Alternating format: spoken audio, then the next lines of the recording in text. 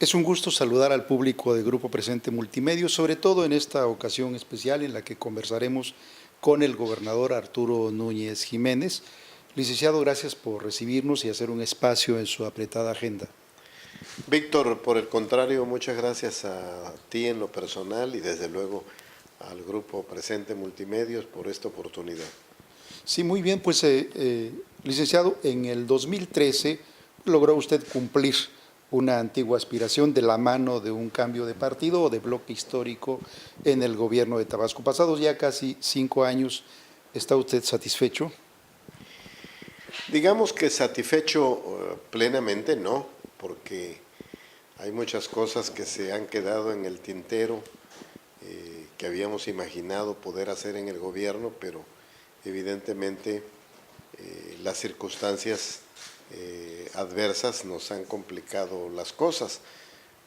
Incluso ya estando en el gobierno, una vez conocida la situación que recibía yo, llegué a hablar de 3 etapas, 2 de enfrentamiento de la situación adversa, 2 de consolidación y 2 de desarrollo y crecimiento económico. Y esto pues evidentemente se alteró en la medida que vino la debacle petrolera y nos afectó de una manera muy radical. Entonces, tanto por la crisis de gran calado de la que venía Tabasco, de la que no sale del todo, y la agudización de problemas derivados de la coyuntura petrolera, pues nos han impedido hacer muchas cosas que hubiésemos querido hacer, pero desde luego sí hemos podido hacer otras muchas en las que habíamos pensado y que cambiaran la dinámica política del Estado, entre otras cosas. El mayor obstáculo para el cumplimiento de esta, pues básicamente la tercera etapa, que era la consolidación, ¿no? Sin lugar a dudas, la desaceleración económica por la problemática petrolera, el desempleo galopante vinculado al cierre de actividades de Pemex, y detrás de Pemex de todas las empresas que trabajan para Pemex, y detrás de todas las empresas que trabajan para Pemex, todas las empresas que trabajan para las empresas que trabajan para Pemex, y así toda sucesivamente, la fila de cosas. Se ha afectado toda la cadena.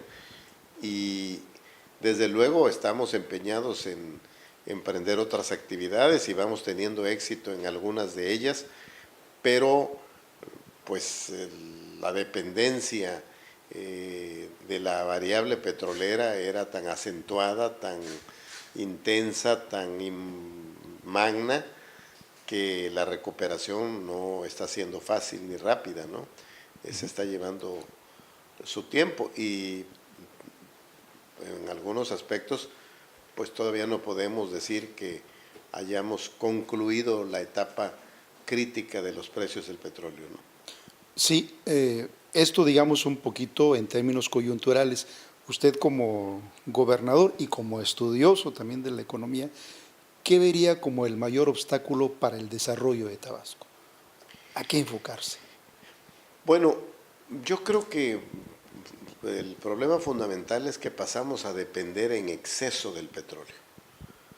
Y evidentemente, como dice la sabiduría popular, no hay que poner todos los huevos en un solo canasto, porque en el momento que a la industria petrolera le dio gripa, a la economía tabasqueña le dio pulmonía. Y eso es lo que hemos vivido estos años.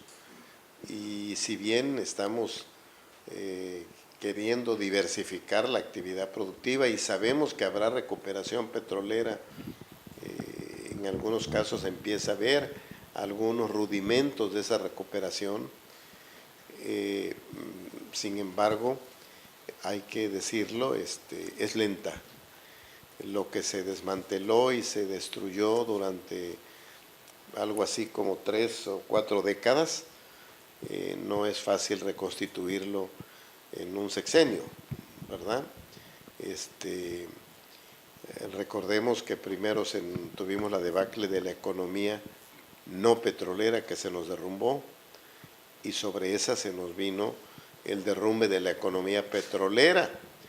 Entonces, Yo he insistido mucho a los paisanos de que cuando venga la recuperación petrolera, que reitero, vendrá y hay algunos visos de que empieza a haber algunos indicadores de que esto es posible, no nos debe volver a encontrar en un grado de dependencia tan acentuada como la que teníamos cuando entramos en la debacle petrolera. Pero al mismo tiempo, gobernador, junto a esto de la caída del mercado petrolero, la baja en la extracción, también la economía mundial está pasando por un proceso de reorganización que le pega a nuestro país y los estados. Eso también es cierto. La secuela que dejó la crisis financiera de las hipotecas en los Estados Unidos desde 2008 se ha prolongado muchos años más y ha generado pues, repercusiones que todavía se están dando en los propios Estados Unidos. Cumplió un año la elección americana de justamente noviembre 4 de 2016 para elegir presidente de los Estados Unidos, y en esa decisión se reflejó todavía la secuela de aquella crisis económica en el ámbito de lo político. Si eso ocurre en Estados Unidos, habrá que imaginar qué ocurre en México, donde se agrega la incertidumbre de la cuestión petrolera y la incertidumbre vinculada a la relación comercial con Estados Unidos en torno al Tratado de Libre Comercio de América del Norte, que ha generado incertidumbre, ha generado dudas y retracción de inversiones en espera de ver cómo concluyen las renegociaciones que están realizando Canadá, Estados Unidos y México sobre el Tratado de Libre Comercio de América del Norte. Y eso tiene que ver particularmente con los estados también que, como Tabasco, ¿no?, que están enfocados ahora en la recuperación de la parte agropecuaria. Efectivamente, yo analizaba que Tabasco de manera directa no tiene una repercusión de la relación económica con los Estados Unidos. Si nosotros vemos las principales variables de nuestra relación con la economía americana, no pasan por la relación con la economía tabasqueña. A ver, migrantes, Sí. pues no los tenemos en un número significativo. Remesas, por lo tanto, si no hay muchos migrantes, no hay muchas remesas. Repercusión del Tratado de Libre Comercio, no estamos dentro del corredor manufacturero, particularmente automotriz, que se ha construido desde el centro bajío hacia el norte del país, tampoco nos impacta. Turismo americano masivo, tampoco lo tenemos. Es decir, teóricamente, de manera directa, no nos repercute lo que acontece en la economía americana, pero evidentemente formamos parte de México, abastecemos a otras entidades federativas, concurrimos con nuestra producción a otros estados de la República, que a su vez sí dependen de la economía americana, y entonces es una cadena que de todos modos nos pega y nos afecta. Y en este contexto, ¿qué pueden esperar los tabasqueños? ¿Es posible ver ya el año próximo, digamos, una recuperación del empleo, mayores inversiones, en fin, algo que se sienta de manera directa? Yo creo que incluso a partir de la propia industria energética es donde yo veo los primeros signos de recuperación. Ha habido algunos logros en materia agropecuaria, forestal, pesquera, agroindustrial, pero nunca del tamaño de la debacle petrolera. Entonces, si bien hay logros, no logran de ninguna manera contrarrestar los efectos negativos de la caída de los precios del petróleo y el derrumbe de la actividad petrolera. Por eso tendrá que ser la propia reactivación de la economía energética en general y petrolera en particular la que empiece a dar pistas sobre nuestra recuperación económica. Y hay algunos signos, han venido funcionarios a informarnos de cómo van las cosas y creemos que puede haber signos que empiecen a apuntar en el sentido de esa recuperación.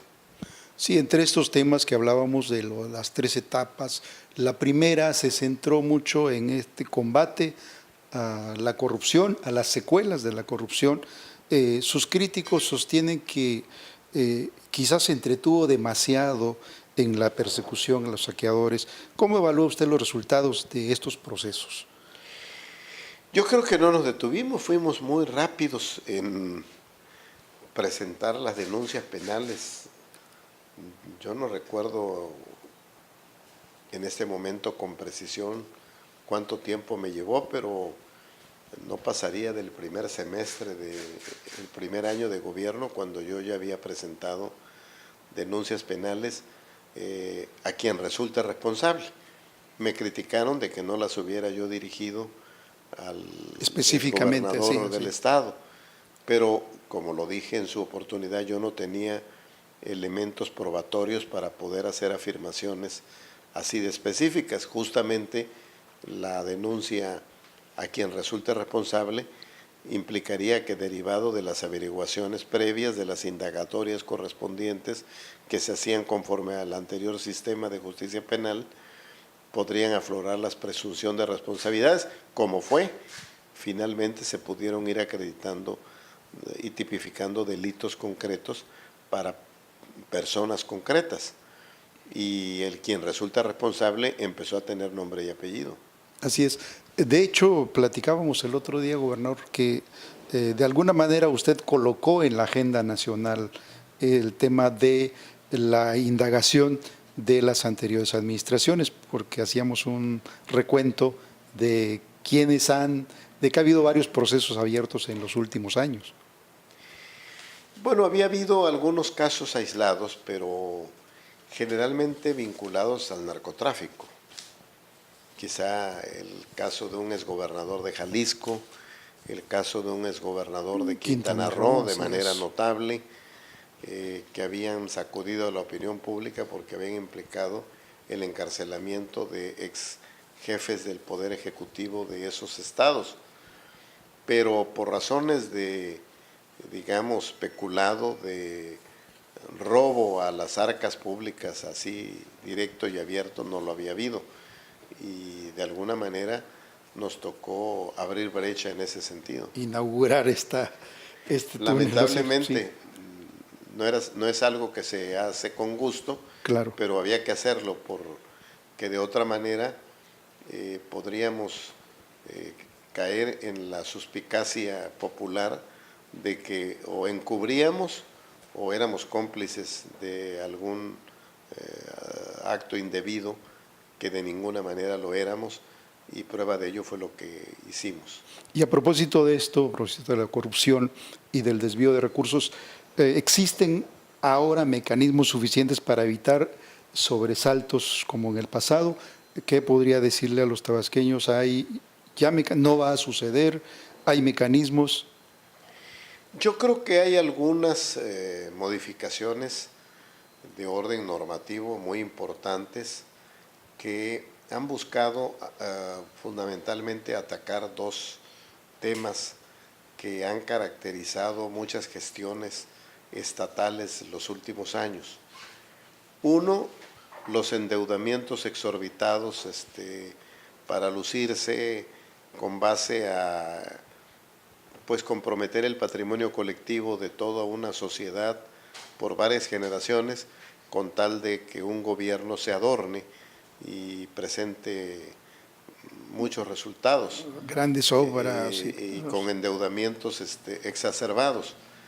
Esto se ha modificado gracias a las reformas en lo que se ha dado en llamar en materia de disciplina financiera, que han establecido reglas del juego, por así decirlas, mucho más rigurosas, más claras, más específicas, para llevar un control del endeudamiento público a nivel de las entidades federativas, que había sido uno de los aspectos fuera de control.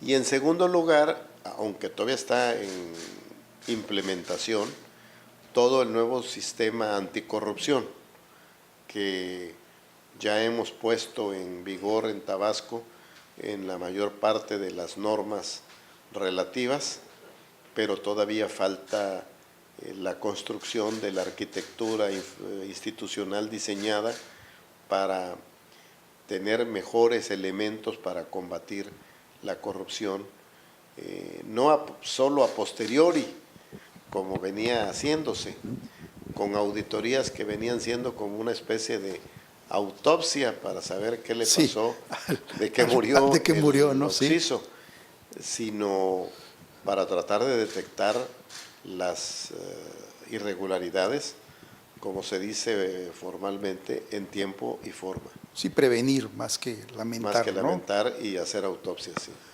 Gobernador, uno de los temas que han marcado también estos tiempos ha sido la cuestión de la inseguridad y sobre todo la percepción de la inseguridad. ¿Tienen un diagnóstico de por qué esta incidencia, esta presencia de la percepción sobre todo? Yo diría primero que la percepción se basa en la realidad, es decir, la realidad genera la percepción. Ahora, la percepción puede ser fiel a la realidad o puede ser distorsionada, una distorsión respecto de la realidad, quizá inducida, intensa, derivado de muchos factores. Hay quienes han estado interesados en inducir la imagen de que estamos mucho peor de lo que realmente estamos, y también yo diría que algo que tiene que ver con el temperamento y el carácter del tabasqueño, que hace que perciba con mayor intensidad el problema. Han pretendido decir que nosotros sostenemos que el problema es de percepción y no de realidad. De ninguna manera. Partimos del supuesto de que hay una realidad basada en una incidencia delictiva grave. Pero cuando comparamos el lugar que ocupamos en la incidencia delictiva en el total de entidades federativas contra el lugar que ocupamos en percepción sobre la delincuencia, pues es más disparada la percepción sobre la delincuencia que la incidencia delictiva. En ese sentido es que decimos que una parte del problema es de percepción. No quiere decir que todo el problema sea de percepción.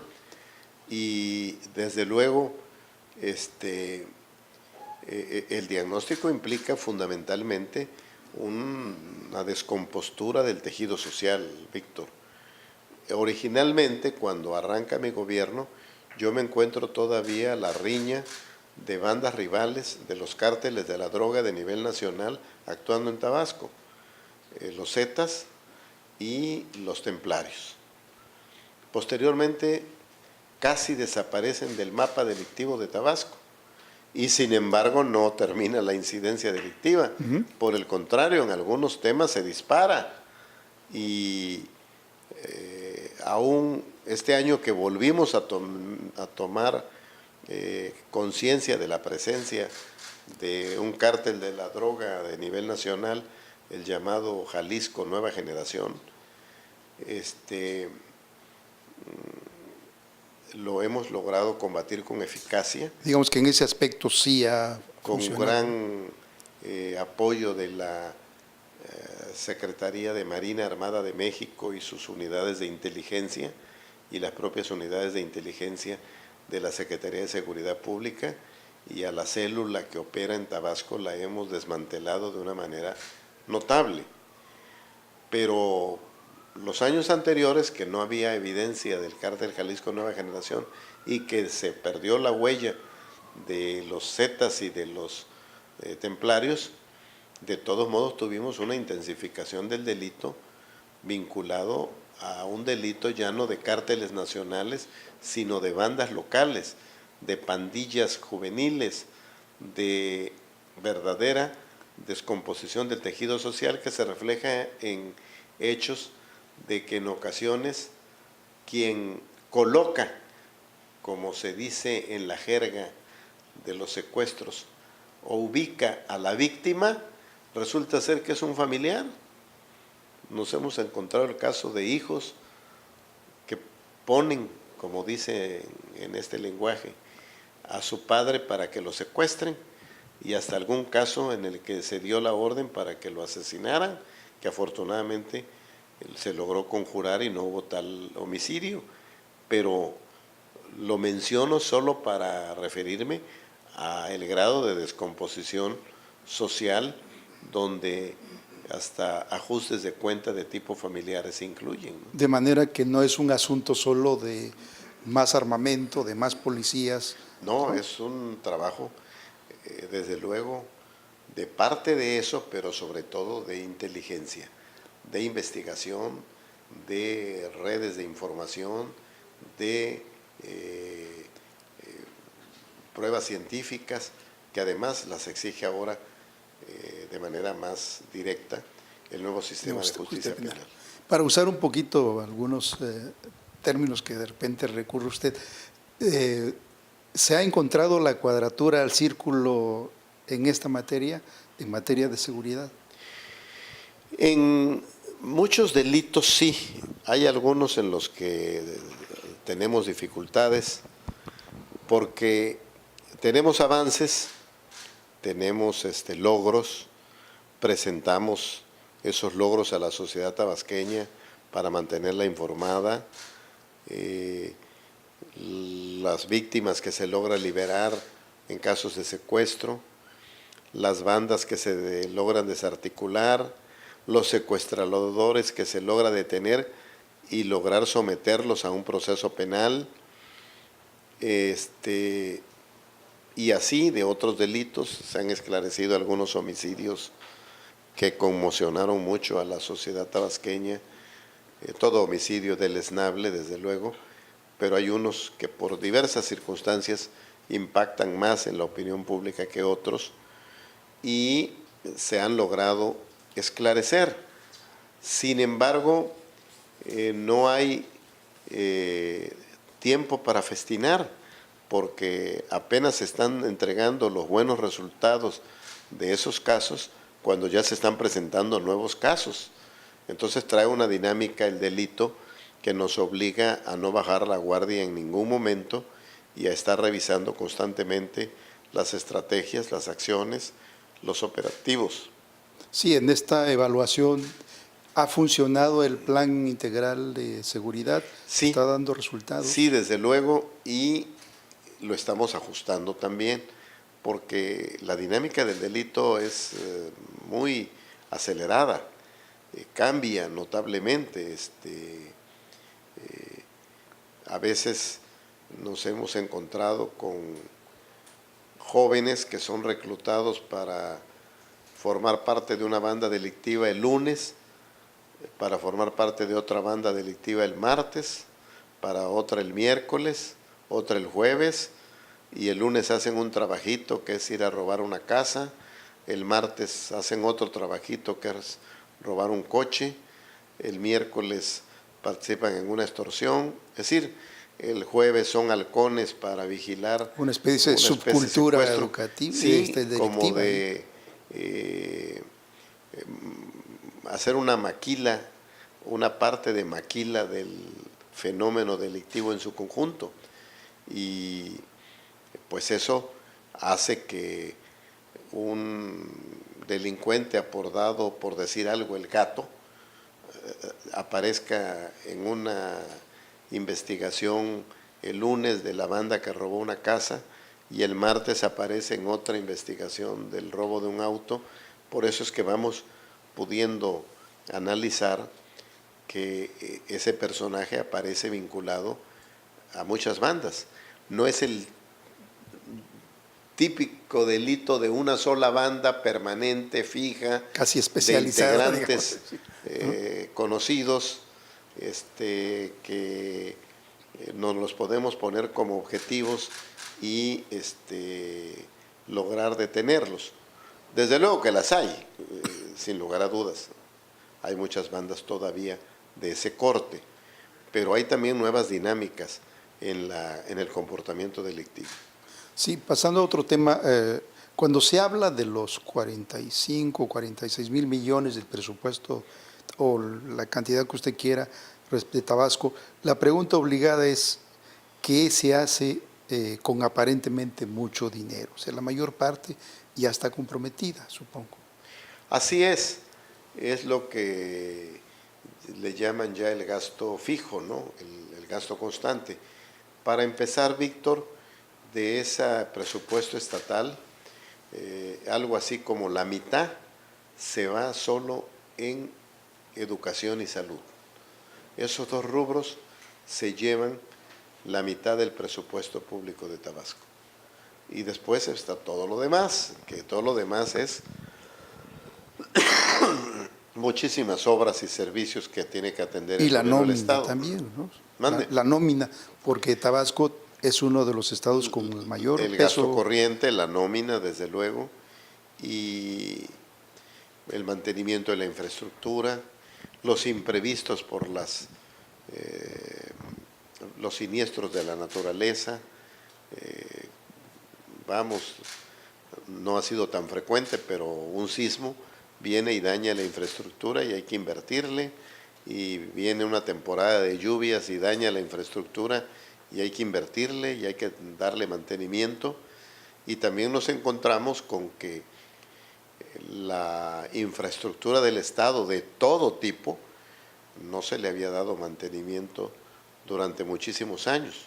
Y eso no luce, digamos, ese mantenimiento. Es por muchas razones, probablemente no les alcanzaba el dinero apenas para hacer las obras nuevas, que la población exige también, pero también porque no luce, porque se trata de darles mantenimiento, servicio a obras que ya fueron inauguradas y que le lucieron a otro gobernante. Yo no soy de ese criterio, creo que esas obras forman parte del patrimonio colectivo de los tabasqueños y hay que preservarlo y hay que cuidarlo. Y yo le puedo decir que una parte importante de la inversión que hemos hecho ha estado dirigida a darle mantenimiento, conservación a la infraestructura de toda índole, carretera, callejera, Escuelas. escolar, educativa, de salud, de deportiva, de cultura, de servicios públicos, de agua potable, de drenaje, de aguas residuales, saneamiento ambiental, de todo tipo de obras de infraestructura. Sí, ahora, gobernador, es muy común, le digo, le transmito, escuchar a sus críticos, ¿no?, en mesas de café, en la calle, decir que, a ver, citen una o dos obras importantes en este gobierno, ¿no? O sea, diciendo, queremos ver una gran obra. ¿Qué diría usted a eso? Bueno, en primer lugar hay esa cultura de querer tener muchas obras de relumbrón, ¿no? Aunque luego sirvan para maldita la cosa. O que hay que desmantelarla Yo después. puedo citar el ¿Sí? caso de la Plaza de Toros, que en un estado que no tenía afición taurina, donde no había habido con sentido histórico riguroso colonia española, y por lo tanto no se hizo la tradición de la afición taurina. Y bueno, ahí se hizo una plaza de toros. Y después se hizo una cosa que se le llamó Segma, a la orilla del malecón, porque le iba a dar vida al malecón, que ahí está terminando en una ruina y en un deterioro de la ribera del río Grijalva frente a Villahermosa, que hay el propósito del nuevo ayuntamiento del centro de rehacerlo con un mejor uso para los tabasqueños. O está el famoso Musevi, un paso a desnivel hecho en medio de la nada, que nada más tiene manera de que las personas con discapacidad puedan subir y bajar por un solo lado, ni tan siquiera sirve de paso a desnivel de los dos lados. Entonces, ese tipo de obras de relumbrón, simple y sencillamente, ni me interesa hacerlas, ni las necesita Tabasco en este momento en que requiere la conservación y el mantenimiento de su infraestructura. Sin embargo, tenemos obras, ya habremos de dar cuenta de ellas en el informe de gobierno, y algunas muy satisfactorias. Por ejemplo, cuando recibimos el gobierno del Estado, traíamos un vertedero de aguas negras en los cuerpos de agua, que en una reunión sobre agua en Acajuca, en mi campaña electoral, yo dije que era una tragedia del Estado, donde básicamente estábamos procesando el 24% de las aguas negras de Tabasco. De las aguas residuales, sí. Ahora andamos en el 62%. Estamos por encima del promedio nacional, que es el 52%. Ya no estamos tirando aguas negras a los ríos y a las lagunas y a los cuerpos de agua en general, cuidando el medio ambiente. Todavía nos falta, pero hemos dado un salto enorme en ese sentido.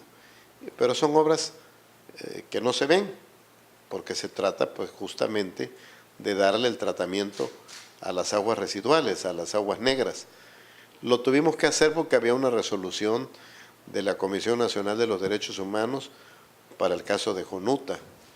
Lo acabamos de hacer para el caso de Villahermosa, donde hemos dejado de tirar millones de litros de agua contaminada tanto al río Viejo Mezcalapa como al río Grijalva. Y eso es saneamiento ambiental. Esas son obras importantes de impacto social, además, para el ¿no? Estado. Y les hemos entregado a más de 4,000 familias viviendas sin costo, como no sea la aportación de su mano de obra para la autoconstrucción. Esas viviendas, pero una inversión aproximada de cuánto. 125,000 pesos aproximadamente. Y en el total, más, digamos, y en menos. el total tiene la cifra, lo que implica, Hasta digamos, como donde inversión. recuerdo, debemos andar en cerca de los 400 millones de pesos, un poco menos, en ese tipo de acciones para familias que vivían hacinadas, que vivían en casitas de cartón, de lámina en el mejor de los casos, pero en condiciones paupérrimas, arrimados con alguna parte de su familia y que ahora pues tienen las posibilidades de construir un hogar propio para una convivencia armónica de la familia, para constituir un verdadero hogar y digo yo, reconstituir el tejido social que tan dañado tenemos. Entonces hemos invertido en este tipo de obras. Sí, le comento eso, gobernador, porque, por ejemplo, cuando hacemos una comparación de una obra como el Musevi, ¿no?, que cuesta arriba de 100 millones de pesos, y estas obras que sumadas dan 400 millones de pesos, no tienen, digamos, el mismo lucimiento público, pero tienen otro impacto. Claro, y tenemos otras obras. Hemos concluido la torre oncológica del Hospital Juan Gran. Nos falta todavía equipamiento, pero lo vamos a ir echar andando en etapas conforme nos permite el presupuesto irle dotando del equipamiento. Ahorita mismo vengo de inaugurar un centro de salud de servicios ampliados en Buenavista Segunda, de la zona Yocotán de Tamulté de las Sabanas, que va a darle servicio a más de 82,000 personas y va a descongestionar también los hospitales de alta especialidad de Villahermosa, que muchas veces se convierten en los hospitales de primer nivel para muchas personas que acuden a ellos hasta para curarse una gripa, porque hay que decirlo, en el centro no hay un hospital general. Casi todos los municipios tienen un hospital general, el centro no lo tiene. El mayor centro que tiene es el Maximiliano Dorantes, ahora de Buenavista, que es un buen centro, muy moderno, con capacidad de hospitalización. Esto nos permite acercar los servicios a los ciudadanos y descongestionar los hospitales especializados. Estamos trabajando en el mercado de Villahermosa y para que la capital del estado vuelva a tener un mercado digno después de un inmueble que ya no soportaba más después de más de 50 años de vida útil. Y también estamos trabajando en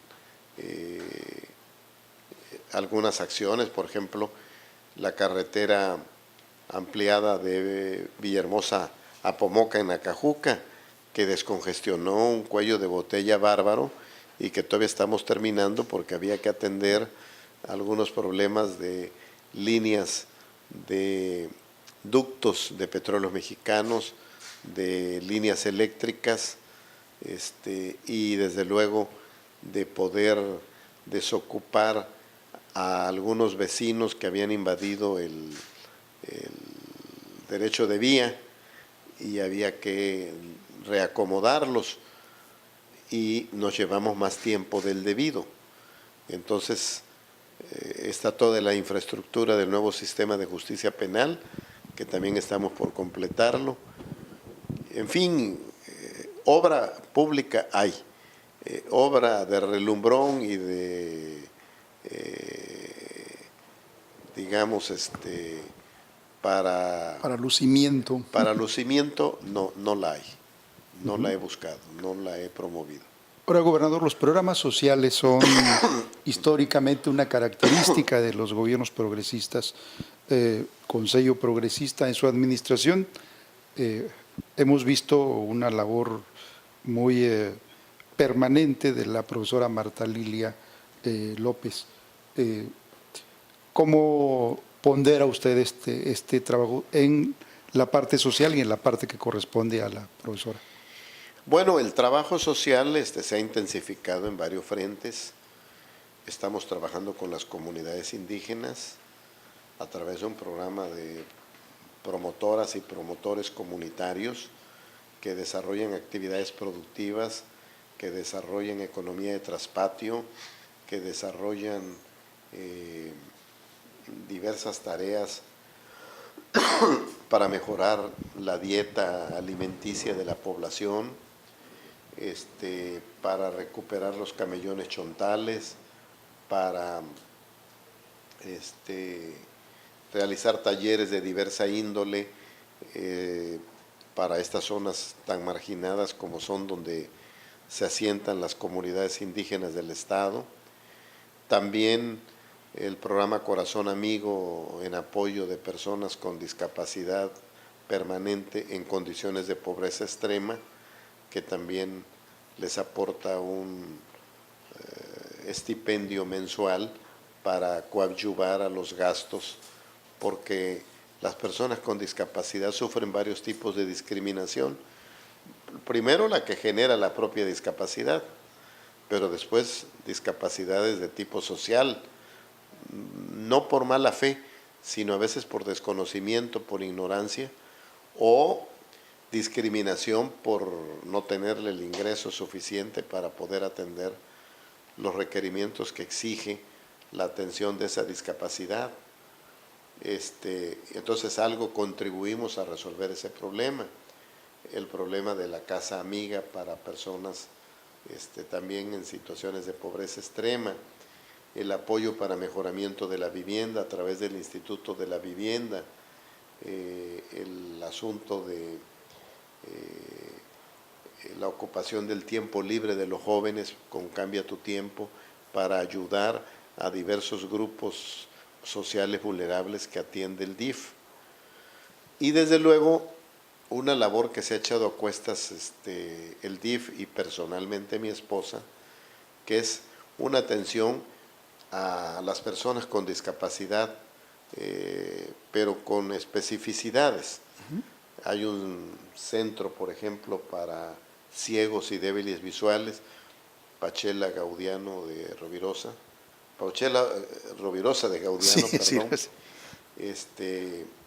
Que está trabajando y que el DIF nacional lo ha tomado como un referente y ya han venido de 7 u 8 DIF estatales a tomar los planos para realizar un esfuerzo similar con el apoyo del DIF nacional. Ahora mismo se está construyendo un centro para audición para personas con sordera, especializado, con todo el tratamiento requerido para ello. Se han establecido 17 clínicas de síndrome de Down, una en cada uno de los 17 municipios. Se rehabilitó y se echó a andar el centro gerontológico que recibimos del gobierno anterior pero en condiciones tales que no pudimos utilizarlo. Hubo que reinvertirle más de 4 millones de pesos para ponerlo en condiciones de operar y ya está trabajando con las personas de la tercera edad, adicionalmente a la Casa del Árbol. Y ha habido un esfuerzo por darle inclusión laboral a alguna de estas personas con discapacidad y hay por lo menos 3 cafeterías llamadas Cafeto que son operadas por personas con síndrome de Down. Y en el caso del CRE, del Centro de Rehabilitación Especial, se tiene una cafetería, un restaurante atendido por invidentes.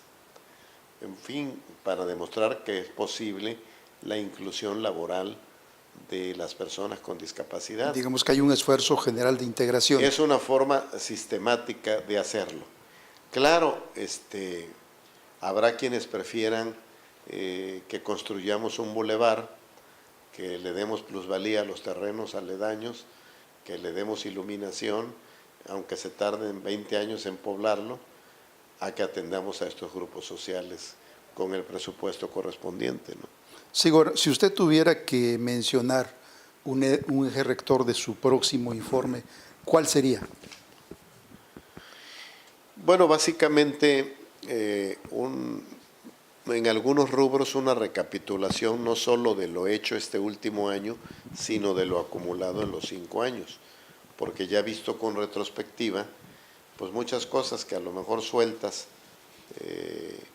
no permiten valorarlas en su justa dimensión, vistas acumuladas permiten tener una perspectiva de lo que se ha trabajado.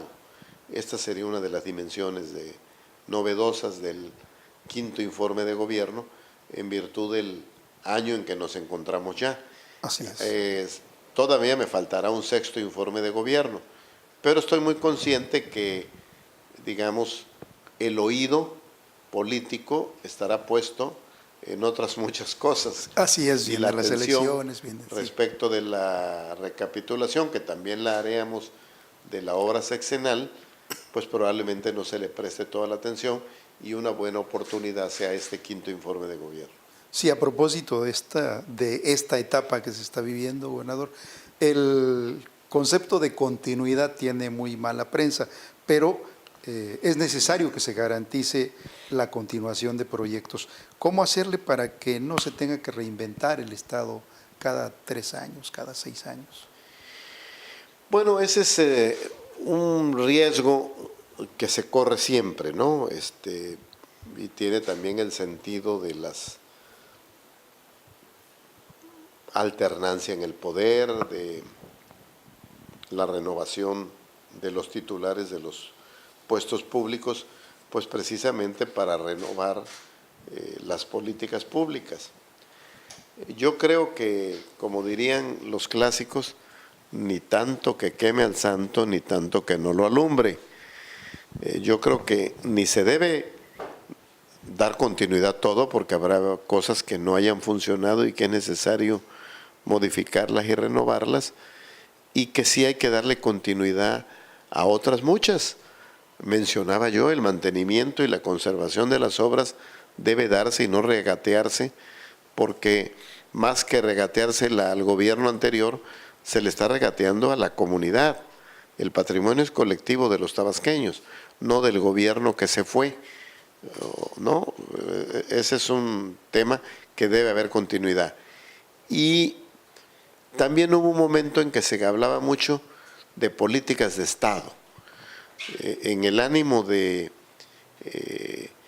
que no se toquen ciertos temas, que no se metan los partidos políticos, que no se metan los políticos, que nada más los técnicos los manejen.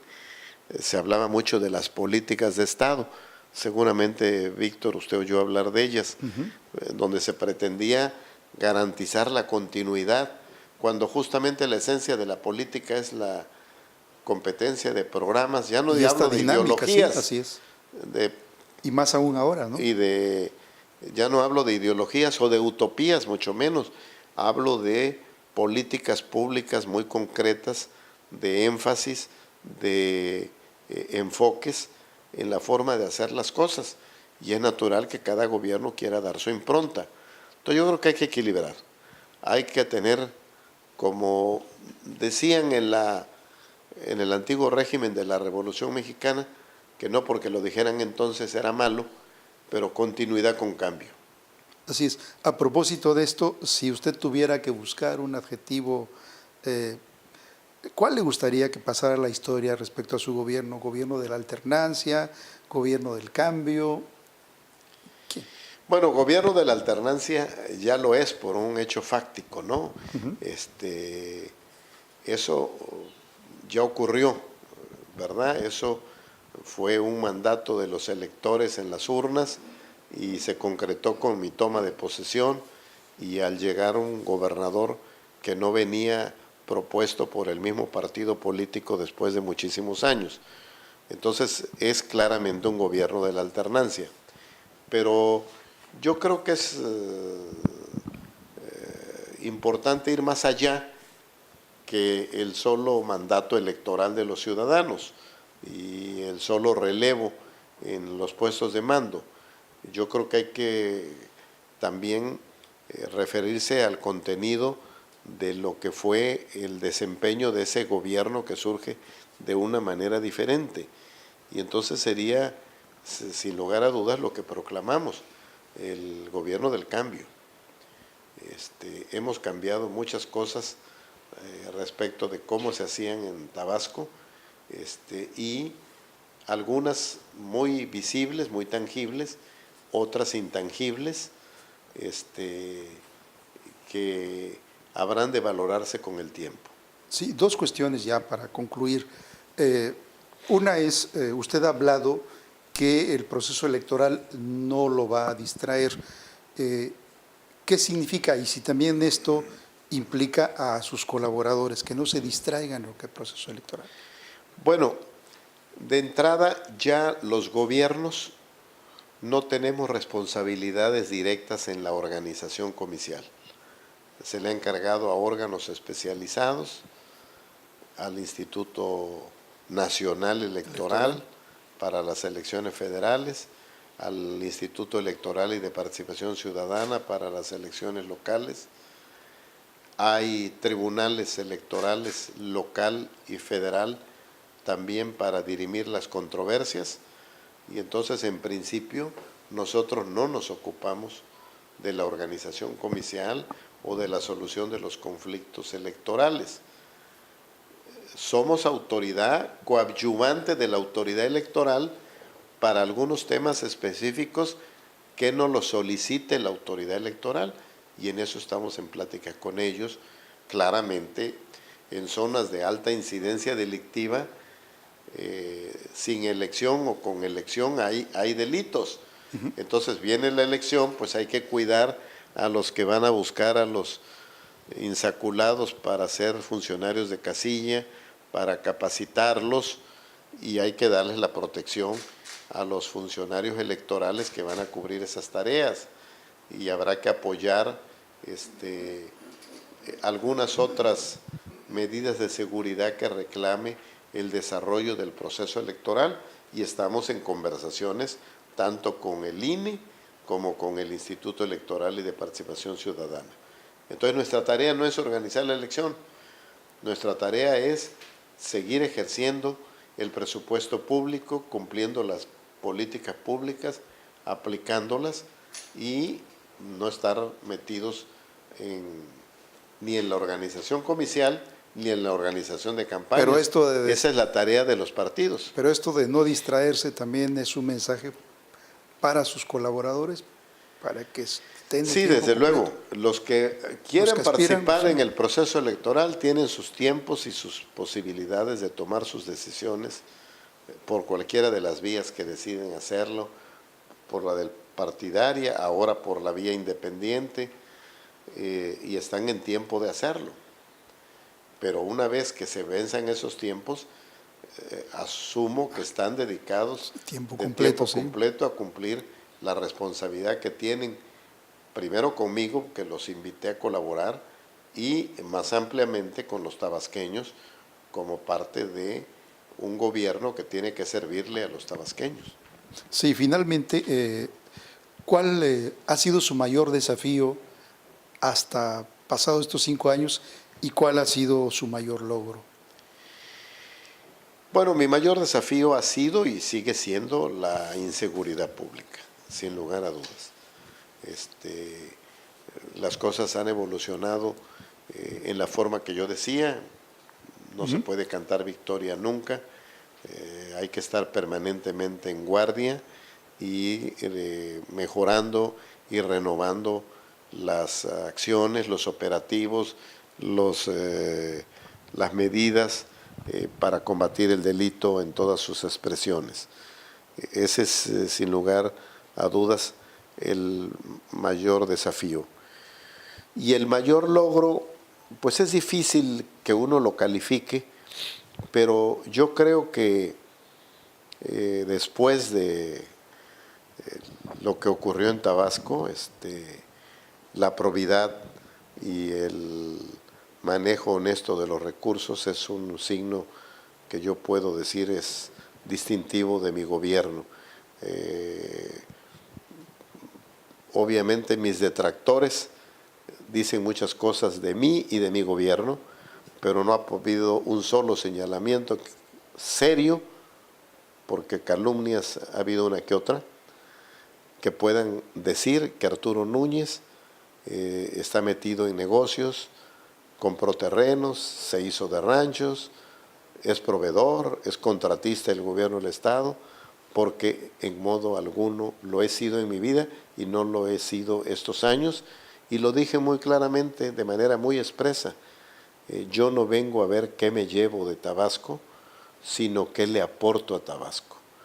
Y en ese sentido me siento muy satisfecho de que en esta racha de corruptela y de desprestigio de la política, de los políticos y del servicio público, Tabasco no está involucrado. Lamentablemente ya lo estuvo. La honradez, la honorabilidad no es algo que deba presumirse. Eso es algo que debe darse por razón propia, natural, por respeto a la legalidad, por ética política. Pero hay que destacarlo En estas circunstancias, en el claro. contraste de lo que está pasando en muchísimas gubernaturas que han terminado recientemente y en la última que había terminado en Tabasco. ¿Algún mensaje con el que quisiera concluir, gobernador? Pues reiterar que me queda, ¿qué? 13 meses, 25 días de gobernador y que lo voy a hacer con toda intensidad y con toda pasión y con toda emoción al servicio de los tabasqueños. Muy bien, pues muchas gracias. Muchas gracias, Víctor, y muchas gracias a Presente Multimedios por la oportunidad.